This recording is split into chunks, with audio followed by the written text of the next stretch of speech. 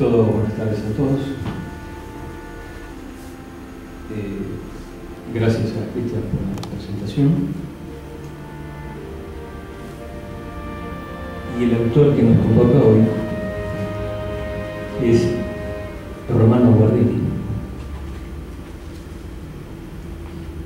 Lo habíamos visto el año pasado, un libro titulado El Poder.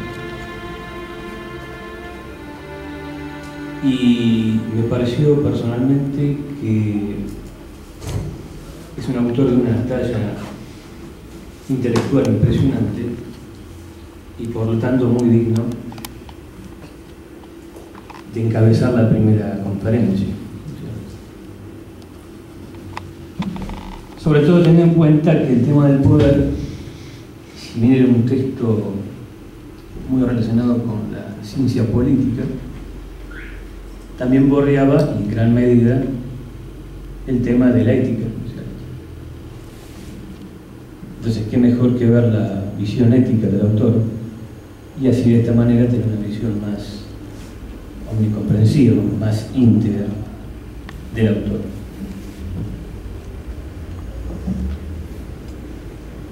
A lo largo de toda la vida intelectual de Romano Guardini, siempre el tema de la ética ha merecido un interés muy importante. Pero el que vamos a ver en esta conferencia son sus últimas lecciones que él dictó en la Universidad de Múnich. Allá por el año 51-52, después 2 años más, 53-54, y las últimas 60 y 61.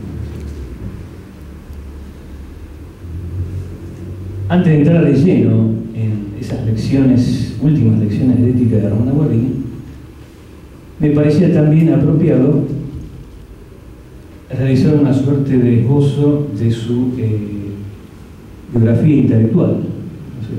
Abordamos el texto del poder, hicimos algunas referencias así vagas del autor, pero no sabemos en detalle su trayectoria intelectual. Entonces, la primera parte de la conferencia sería su trayectoria intelectual. La segunda parte sería cómo esa trayectoria incide en sus postulados éticos. Y en tercer lugar, sí, entraríamos de lleno, podemos ver todas las lecciones que son innumerables. Yo elegí 3 lecciones. Una referida al lenguaje y ética, otra lección sobre el arte y la ética, y por último, el tema del bien y del mal, que es un tema personalmente para mí preferido, especialmente lo último, el tema del mal. Bien.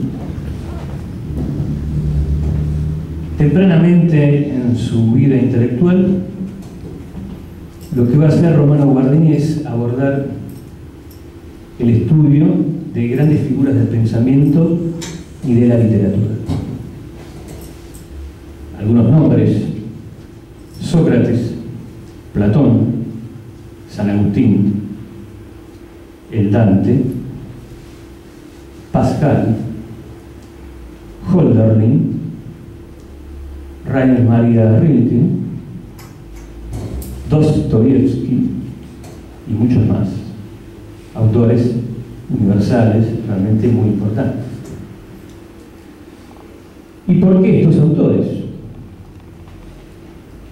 Porque la gran preocupación ya temprana de Guardini era saber cómo se interpreta la vida humana y los distintos fenómenos culturales desde la fe católica. Esta es la novedad. Como decía, desde muy joven Guardini intuyó que la labor educativa y cultural debe abordarse en planos muy hondos de la personalidad, de ahí esos estudios pormenorizados de estas grandes personas que antes de filósofos y literatos eran personas, ¿sí? Lo viviente concreto, la gran preocupación de Romano Guardini.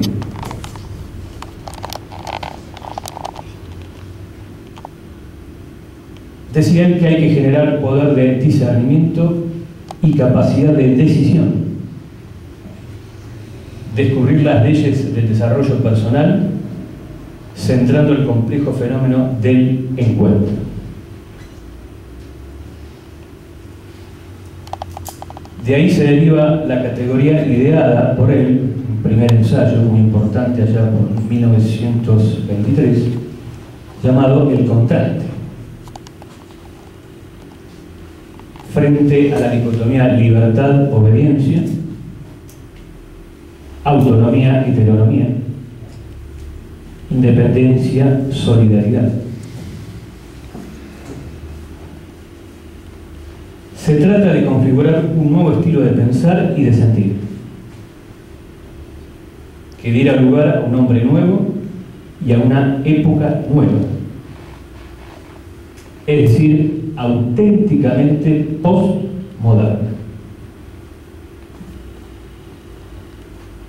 y totalmente separado de los postmodernismos decimonónicos que se conocieron después de la Segunda Guerra, por supuesto. Figura de este hombre nuevo que asume los mejores logros de la edad moderna y evita los riesgos que lo llevaron a la hecatombe bélica. Para Romano Guardini, tanto la Primera como la Segunda Guerra Mundial no fueron hechos al pasar o destinados a la ciencia histórica, a la curiosidad tipo bestseller, sino que fueron hechos de una gravedad para la humanidad inusual. Y continuamente en estas lecciones él va a hacer referencia a esas dos guerras impresionantes y a los movimientos políticos que impulsaron esas dos guerras.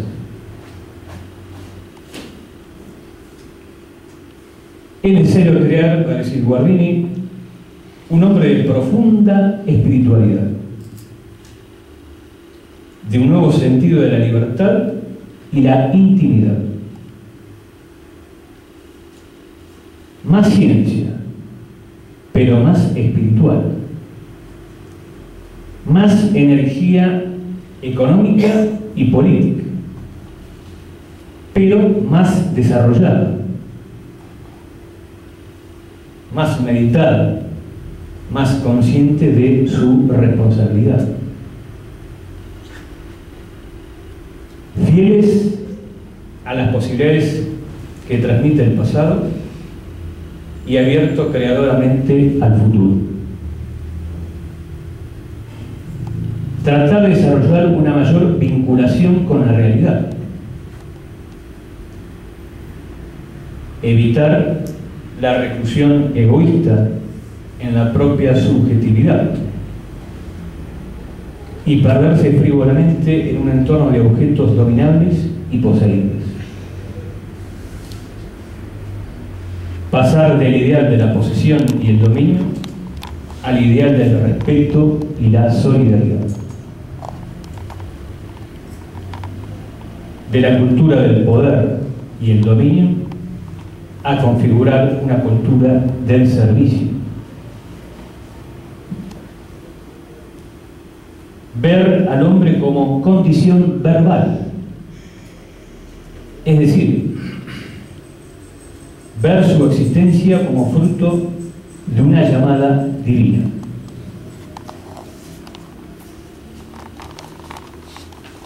La auténtica existencia del hombre consiste en responder adecuadamente a esa llamada creadora.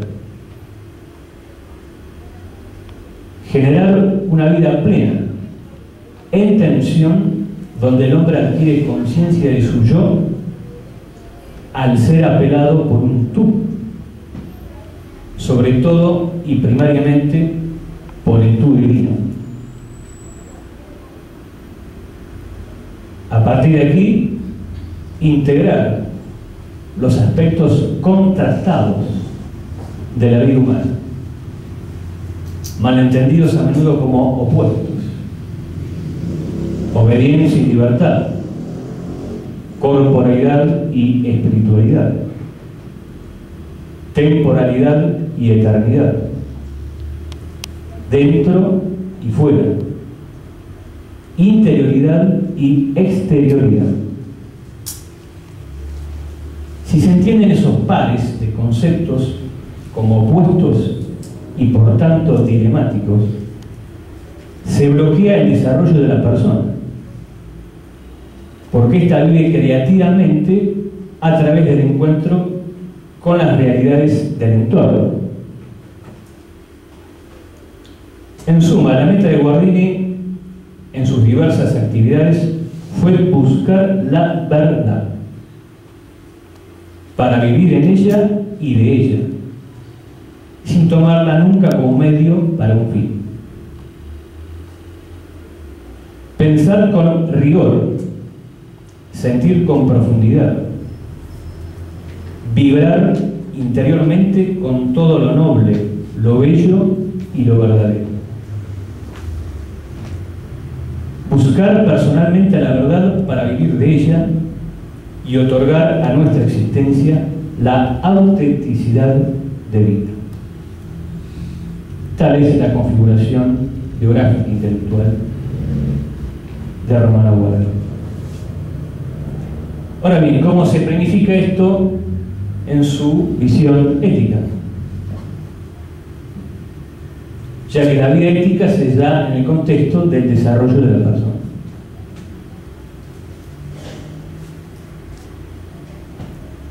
Guardini concebía sus obras de modo concéntrico, insistiendo sobre los mismos temas desde perspectivas distintas y complementarias. ¿Cuál va a ser el método que va a emplear Romano Guardini para estas lecciones de ética? Si se puede hablar del estilo guardiniano de pensar y de expresarse, ese método va a ser, en primer lugar, concreto, en segundo lugar, holista, en tercer lugar, contrastado, cuarto, fenomenológico y quinto, por fin, existencial. Me voy a detener en cada uno de ellos. ¿Qué es esto del método concreto? Colocar el énfasis en el plano de la vida concreta y no en el de los conceptos abstractos, ya que en la vida concreta se da la creatividad y la plenitud. Segundo, holista. En estas realidades concretas, no perder de vista el conjunto en el que se hallan engarzadas. Más bien, al contrario, captarlo de modo vibrante, pues cada realidad se halla entretejida vitalmente con el todo.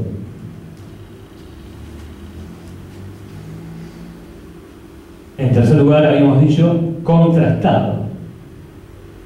Guardini se esfuerza por captar los aspectos de lo real que parecen oponerse, pero en realidad se contrastan y complementan. Cuarto, el método fenomenológico, en la línea abierta por la fenomenología fundada por Erwin Husserl y también por su continuador Max Scheler. Guardini parte de la contemplación directa de las realidades, tal como se nos aparecen cuando accedemos a ellas sin prejuicios. Por eso, el primer acto de la captación del fenómeno,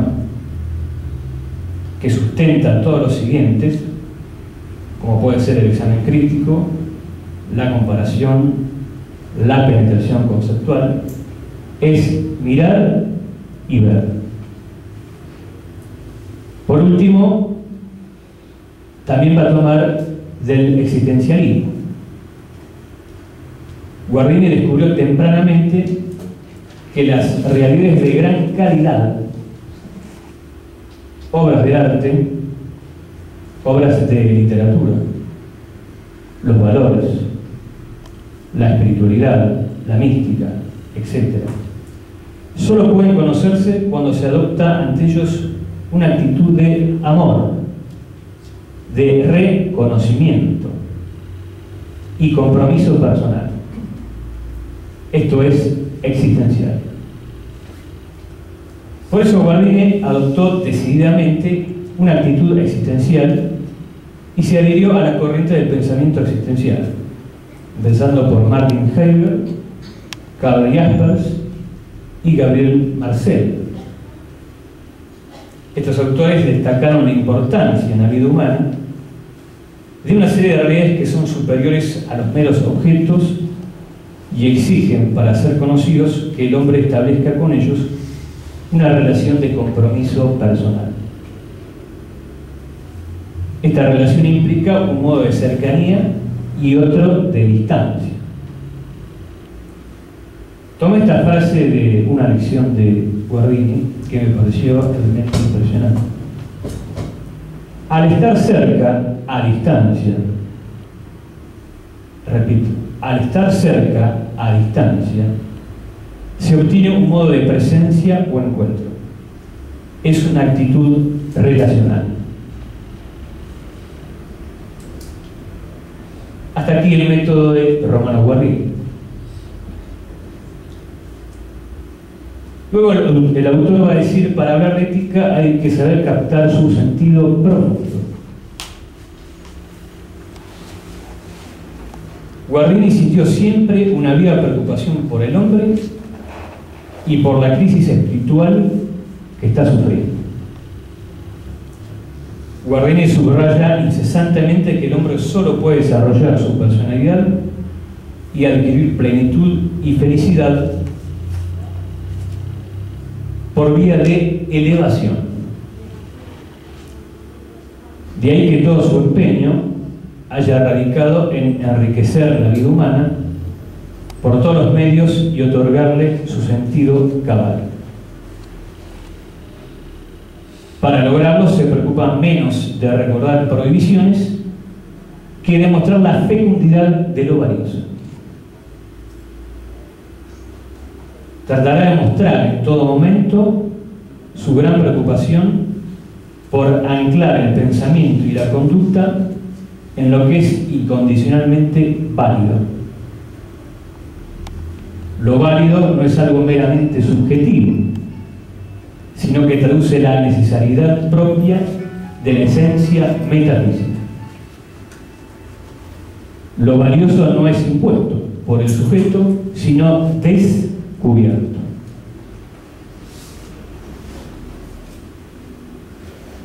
También es importante la seriedad del filósofo, ya que es más necesaria que nunca. Cuando el hombre corre el riesgo de adoptar el espíritu positivista y perder la pasión por distinguir lo verdadero de lo falso, lo bueno de lo malo, lo justo de lo injusto.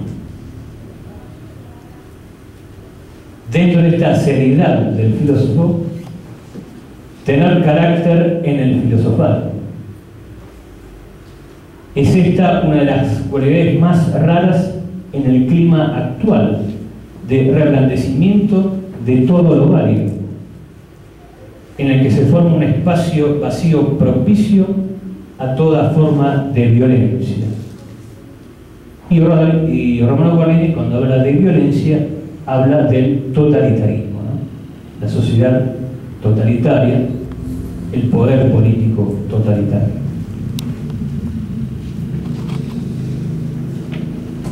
Por último, para esta introducción, el sentido de algunos términos que emplea Guardini. El primero es el término gestalt. significa la forma, la figura, la estructura, el conjunto articulado de un ser que aúna en sí la unidad y la multiplicidad, la distinción y la semejanza. Indica una realidad concreta con todo lo que abarca, sus contrastes y sus tensiones, su fecundidad y sus riesgos, su estructura y su flexibilidad interior. Otro término que aparece a lo largo de sus lecciones es una construcción bárbara que es figuras de valor. Indica una trama de valores mutuamente relacionados. En las figuras de valor aparecen determinados valores en los que predominan ciertas cualidades y forman por tanto grupos característicos. Esos valores determinan las posibilidades morales y las tareas de cada fase de la vida.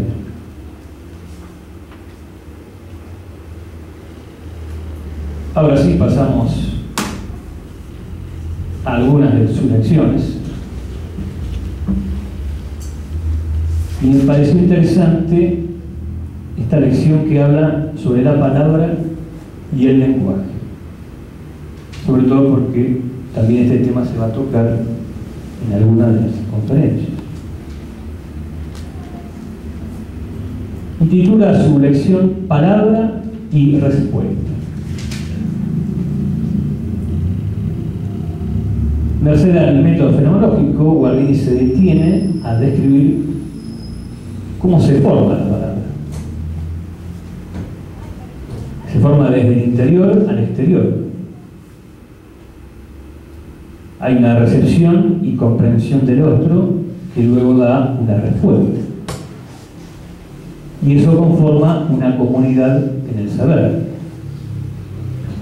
Evidentemente es una posición lingüística muy distinta a las corrientes del final del siglo XIX, principios del siglo XX, que ven al lenguaje como algo natural, y ese naturalismo se lo extiende y le llega también inclusive al hombre, ¿no? Las hormigas tienen lenguaje, las abejas tienen lenguaje y el hombre, bueno, también tiene lenguaje.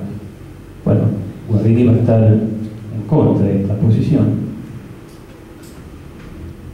Para que surja una palabra tiene que intervenir algo específicamente cualitativo, distinto, a saber, el sentido. La palabra no solo cumple una función, sino que expresa y abre el camino a un lenguaje. El núcleo del sentido de la palabra no lo constituye la expresión, sino la conciencia testificante.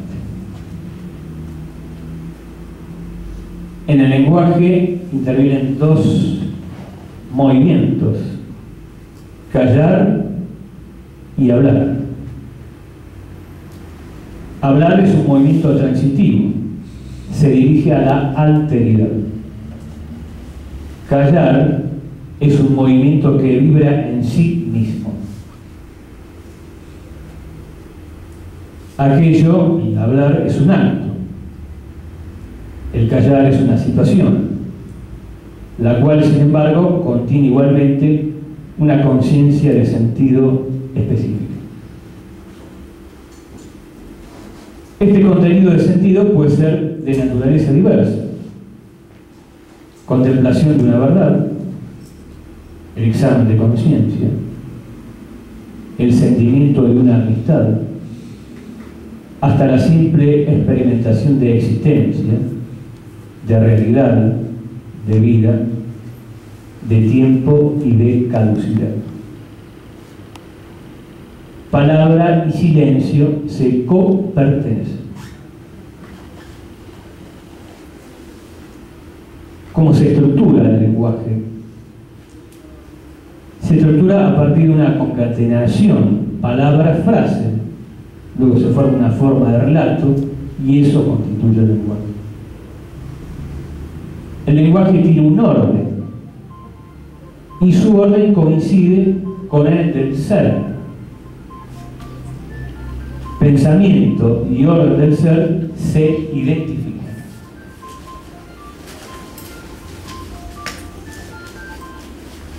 Conocimiento y lenguaje.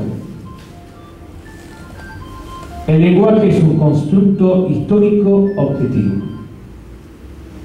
A diferencia de las concepciones positivistas, que es algo natural o una evolución. El lenguaje es el elemento básico de la existencia histórica. El lenguaje es una conmemoración objetiva en el que cada individuo, pero también su época vital correspondiente, se considera.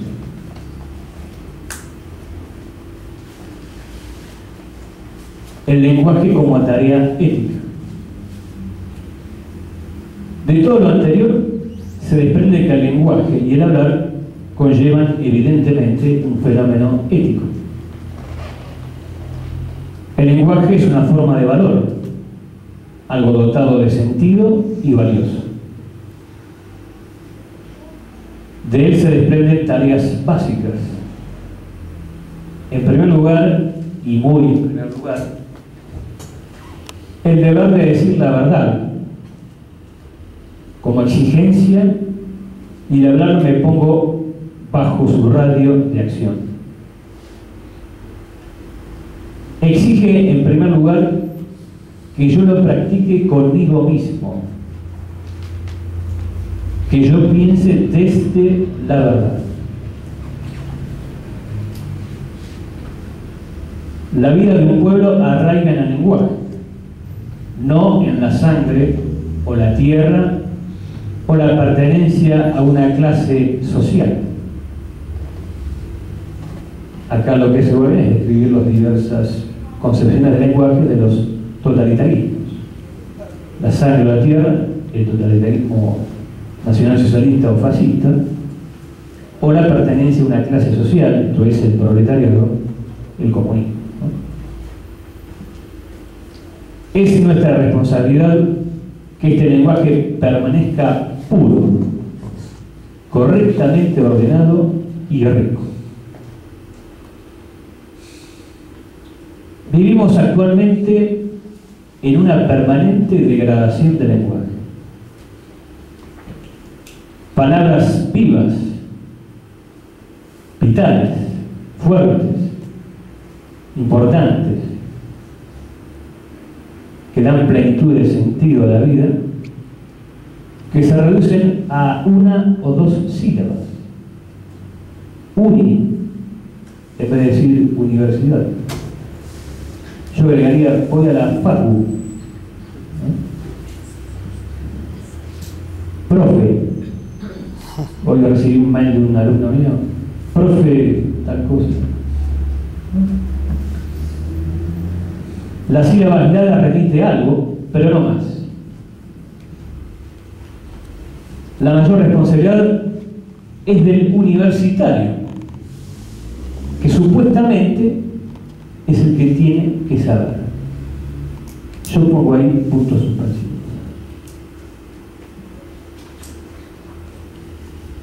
Y está concreto Guardini, que establece también 3 puntos para hablar correctamente en una lección de ética. Primero, sentirse obligado a decir siempre algo determinado y a decirlo tan exactamente que resalte intuitivamente a la vista. Segundo, donde basta una palabra, no utilizar 2. Tercero, la expresión simple es mejor y más influyente que la más elevada. Esa es la lección de ética, resumida obviamente de palabra y lenguaje de Romano Guardini. Luego yo elegí la lección sobre el arte, que también está en las conferencias. Y Romano Guardini también es un maestro en este tema, ya que él tempranamente se dedicó al estudio de grandes personajes ligados no solo con la literatura, sino también con la pintura y la escultura.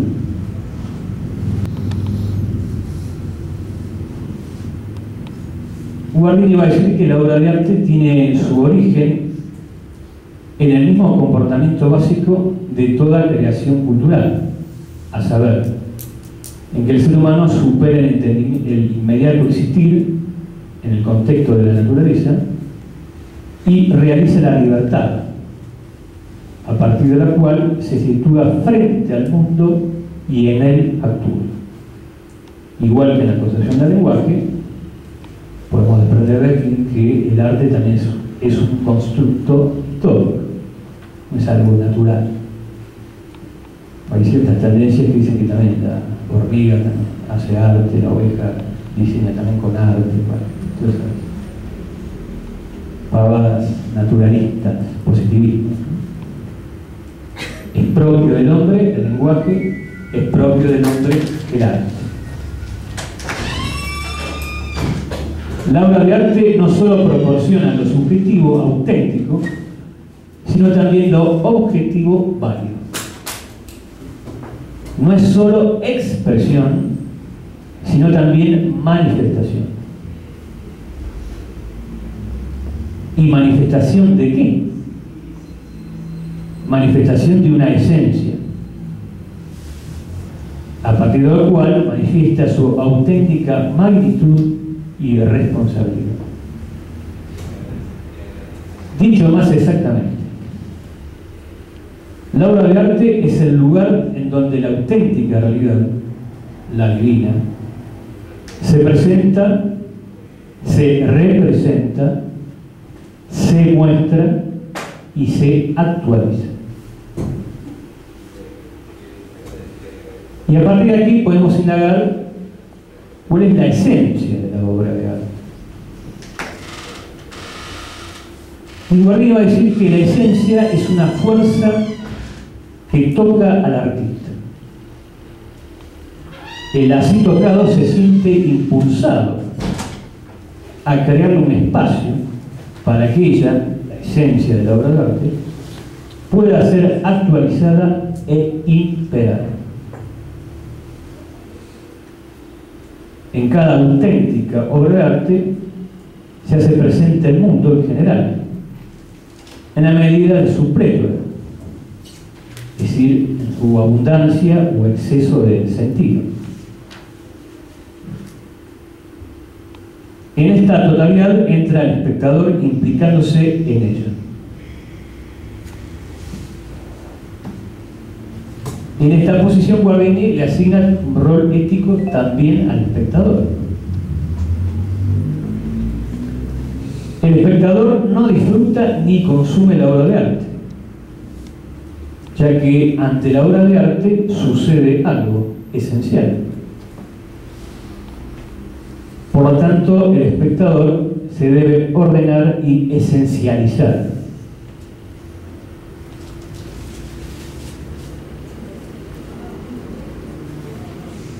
Por lo tanto, acá queda refutado todo tipo de uso consumista de la obra de arte, ¿no? Cuadros de pintura que se compran para decorar una casa, ¿no? Y cuidando a esa persona de que haga juego con los muebles. Por esas actitudes es responsable ese pintor. La representación debe evocar la imagen de lo esencial. Salir de la inmediata realidad de las cosas y entrar en el espacio de la representación. Después, evidentemente, entramos al problema ético de la obra de arte. Hicimos en primer lugar un avance hacia el espectador, ahora nos vamos a dirigir al autor de la obra de arte. La tarea ética del artista consiste ante todo en crear la obra de arte desde el interior de sus propios exigencias. Debemos entender correctamente la frase "el arte por el arte".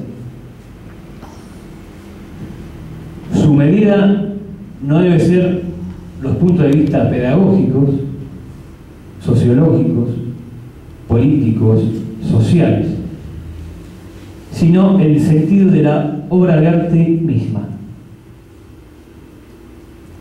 Realizar una suerte de aprehensión ética, término tomado de Husserl, donde se refiere fundamentalmente al conocimiento intuitivo de la esencia. En el arte se vincula estrechamente con los sentidos y con el sentimiento. En ella se encuentra el espíritu un inmediato contacto con la sangre. Es decir, debe ser algo vital.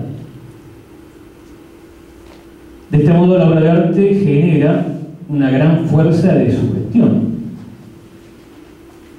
De aquí la responsabilidad del artista, en la cual es muy grande. Frente a esto se levantan diversas teorías. Yo, para resumirlo, agrupé dos. Una que establece que el artista puede hacer lo que le plazca. Por lo tanto, no tiene ninguna clase de responsabilidad. Está más allá. Como diría Federico Nietzsche, está más allá del bien y del mal.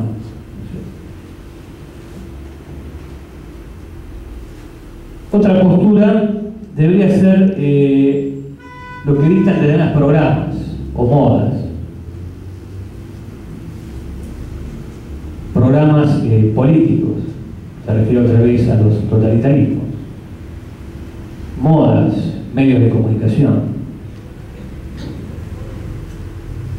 El artista, aparentemente tan soberano, necesita muchos apoyos,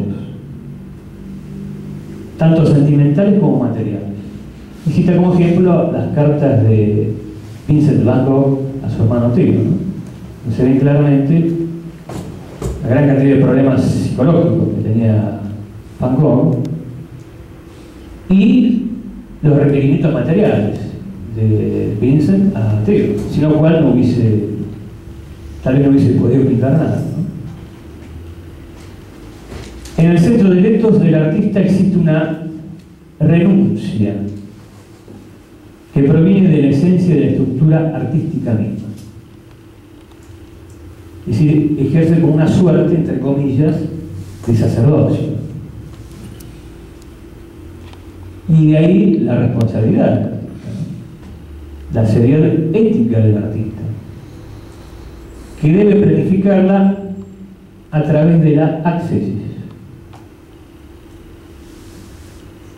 Pero esta accesis para el artista es tremendamente difícil, ya que el artista vive, o vivencia, digamos, de la fantasía. Debe causar esa accesis en un elemento central: respeto a la persona. Así termina la lección ética de Guardini sobre el arte. Por último, el tema del bien y del mal, que es la primera lección. Yo la dejé para el final, realmente muy interesante. Abarca estos dos aspectos desde la fenomenología, ¿no? Basta ver cómo encabeza la lección el fenómeno fundamental, el bien. En el bien se da el ser y el valor. A partir de ahí podemos trazar una relación ética básica. Fenómeno, el bien, como significación, esencia y valor que capta el observador en las cosas y aconteceres reales, y que lo iluminan y se deja comprender por él. Por ejemplo, el alma en cuanto tal es inaccesible, pero sale a la cara, más exactamente a la cara que se mueve y se dirige al observador. En ella el alma se manifiesta y se convierte en un fenómeno. Para hablar del bien partimos de lo que llamamos valor. Él alcanza su sentido específico al resaltar aquello que llamamos ser. Por tanto, los valores son propiedades objetivas del ser. Debemos captar estos valores en su singularidad. Comparación, grado de realización, agrupados en cuadros de ámbitos de existencia, figuras de valor.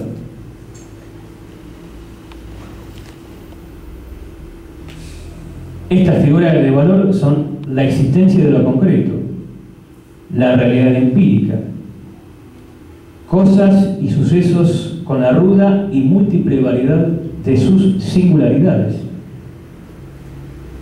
que entre ellas me muevo y mi vida se desarrolla en interacción con ellos y me ofrecen los seres su esencia.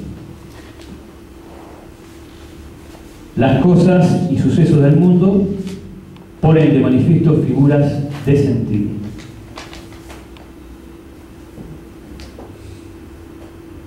Ese valor va a estar en estrecho contacto con la felicidad, ya que ante el valor se da una actitud teórica de conocimiento y luego otra práctica que se traduce en búsqueda o rechazo, en toma de postura, en decisión, en acción. Cuando nos apropiamos del valor y lo metemos en nuestra vida, eso se traduce en un sentimiento básico, el de placer o felicidad. Esa felicidad no existe sola, sino que traduce una realidad que tiene sentido objetivo. Estamos ante un orden ontológico. Ante ese orden ontológico debemos evitar dos extremos: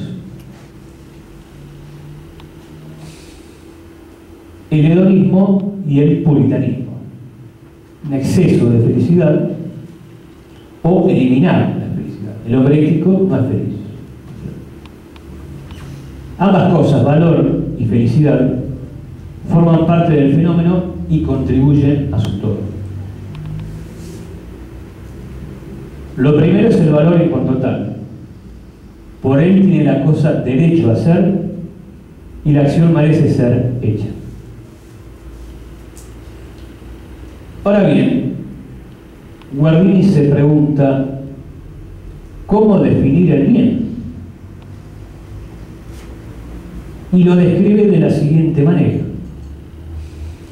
Si decimos que es un valor, estamos dando una definición cualitativa que tiene carácter de vigencia, tiene además exigencias de realización, obliga siempre y da una sensación de plenitud en el centro de su existencia. Pero Guardini no se conforma y vuelve a repreguntar, bien al estilo de Heidegger, ¿no? La mejor manera de filosofar es realizar la pregunta. Y la pregunta siempre tiene un exceso de sentido que nunca es acabadamente respondida. Por lo tanto, hay que volver a preguntar: ¿qué es el bien? El bien es un fenómeno originario, y los fenómenos originarios no pueden deducirse de otros. El bien es él mismo. El bien afecta a la existencia en cuanto tal, a la persona sin más. Por eso es lo que da sentido. De algún modo es incondicional. Representa en algún modo una realidad bifronte, ya que por un lado tiene un carácter absoluto, pero por otro lado también una suerte de relatividad de su interpretación concreta. ya que se condensa siempre en formas relativas. En ella se expresa lo que se llama historia, y sin ello no es posible la realización.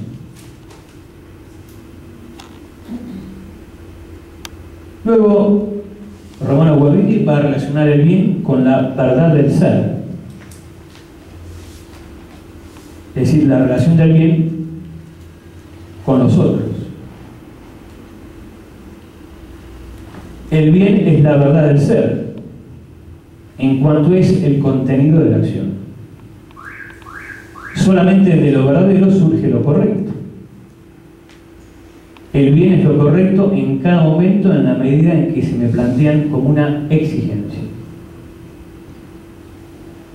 Lo bueno y lo verdadero se encuentran indisolublemente unidos. De esta forma, el bien es la verdad del ser en la medida en que éste se convierte en tarea de mi acción. Verdad como fuerza capaz de realizar de acabar con toda coacción. El bien es lo verdadero en cuanto se convierte en tarea. El mundo en cuanto que es responsabilidad del hombre. Y se pregunta Guardini, ¿realmente el hombre se siente responsable de los otros hombres y del mundo?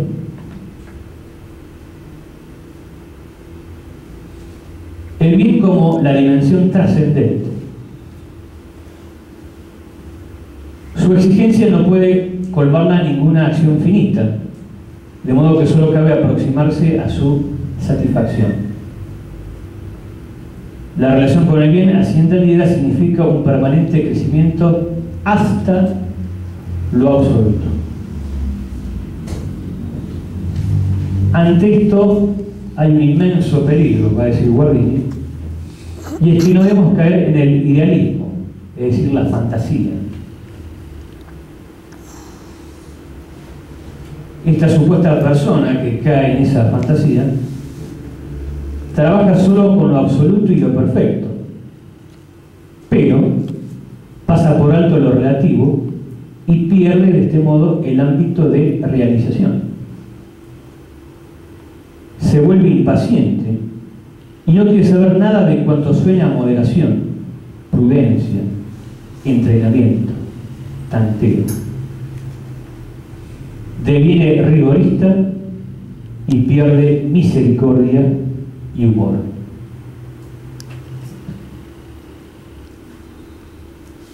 Luego Guardini va a analizar el tema del mal, el fenómeno del mal. No es posible tratar el bien sin analizar también su contrario.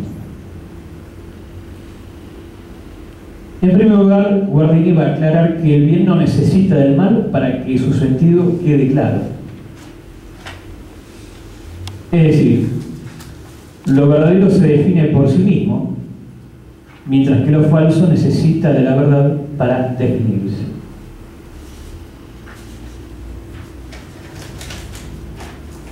Pero sí es verdad que el sentido del bien se ilumina más al contraste con el mal. Otra vez el método del contraste. Y aquí el contraste se hace acontecimiento existencial. Esta experiencia del contraste puede ser muy intensa y se observa, por ejemplo, en la historiografía, en la literatura, y yo personalmente creo que también en el cine. Recuerdo una película que vi hace poco, El bebé de Rosemary, donde el artista, es decir, el director de la película, capta muy bien cómo se ejerce el mal, ¿no? Y cómo se sitúa en las personas. El mal, pues, se presenta con características, intensidades y dimensiones diferentes. Podemos podemos, desde el método fenomenológico, hablar de alguna manera de la esencia del mal. Y va a repasar Guardini varias definiciones erróneas. Una muy divulgada, actual, es que el mal es todo aquello que se opone al desarrollo social y personal. Yo recuerdo en un noticiero nuevo había acontecido un desastre ecológico y lo único que hacía el informante era los daños económicos, ¿no? Lo otro no hablaba, solamente las pérdidas económicas, ese era el problema. Las personas no interesaban. Otra versión es: para desarrollarse el hombre tuvo que hacer una acción que consiste en una transgresión de lo establecido y respetado. Es la clásica posición psicoanalítica de Sigmund Freud.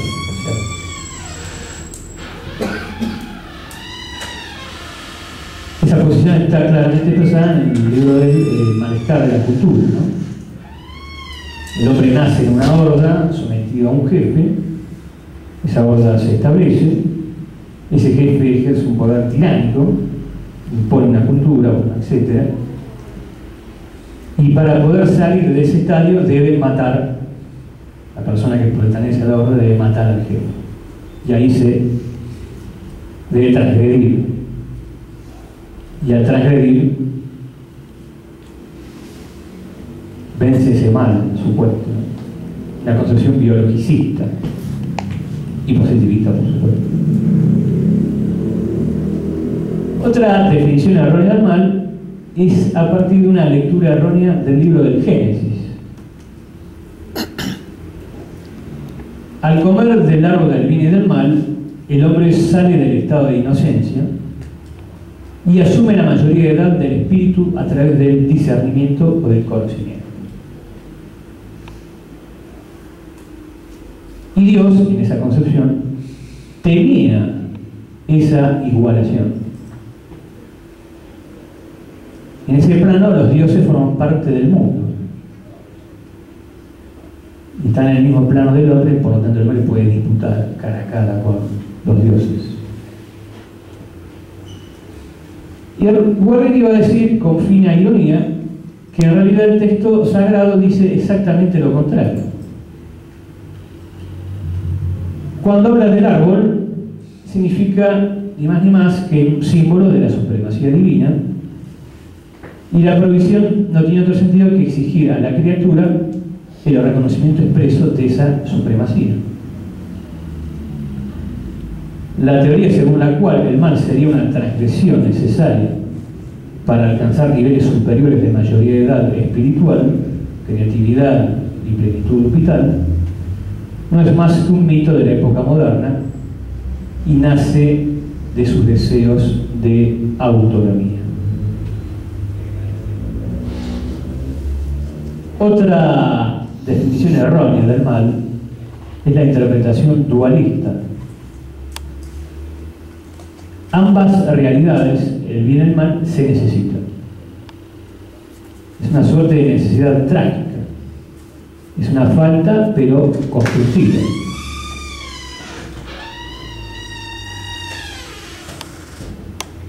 Esta posición no tiene en cuenta el sentido de polaridad y contradicción.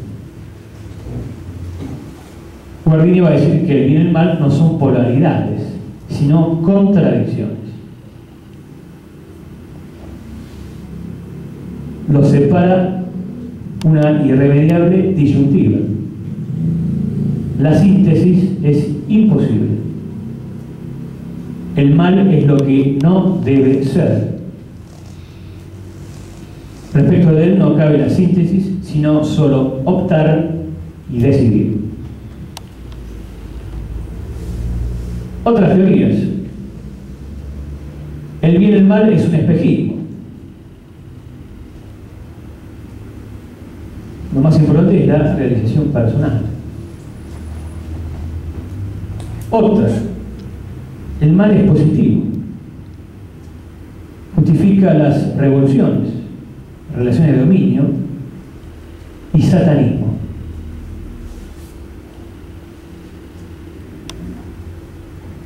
Luego va a dar las definiciones acertadas. Es cierto que en sus efectos el mal perjudica el desarrollo social o individual del hombre, ya que el mal es la negación de lo que debe ser, esto es, del bien. Y en ese sentido el mal no tiene contenido, sentido ni ser. Y Guarini luego se va a preguntar cuál es el fundamento del mal, de dónde proviene, por qué existe el mal. Las clásicas distinciones de la antigua escolástica, ¿no? Un de malum faciamus. ¿De dónde viene el mal? ¿De dónde viene el mal que hacemos? Tenemos sí una experiencia viva de su presencia. El mal invade la existencia. Toda acción corre un peligro permanente de confusión y destrucción. En la relación con los demás se pone en cuestión el orden. Complejidad de la vida en conjunto. Su relación es trabajosa y surge la tentación de hacerla más fácil y tratar a los hombres como si fueran cosas. Y a partir de ahí tenemos la raíz de la injusticia, de la violencia, de los esquematismos, de las artimañas. Ante esto hay un doble peligro. O querer el bien en forma incondicional, de un modo ajeno a la vida real, es decir, la posición rigorista, o quedarse excesivamente en los condicionantes de la vida y hacerse escéptico o cínico. Podemos, siempre fiel a lo concreto, Guarini dice, establecer dos medidas ante el carácter complicado de la vida. En primer lugar, el humor, que ama y acepta la vida cuando es desagradable. Y en segundo lugar, la paciencia, al saber que los cambios auténticos son muy lentos. Ante este panorama se abre la visión de la revelación. El mundo que nosotros nos encontramos tiene una historia anterior. Esa historia era del primer pecado del hombre. El hombre que existe es el que ha pecado y trastornado el orden. Y es en la vida de este hombre donde el mal tiene su acción. Y esto es fruto de un acto de voluntad del hombre, en su enclave histórico y no material. Pero Dios ha creado un nuevo comienzo, que opera en la existencia de la fe, la salvación y la gracia divina, que hace cambiar absolutamente la situación. Nada más, muchas gracias.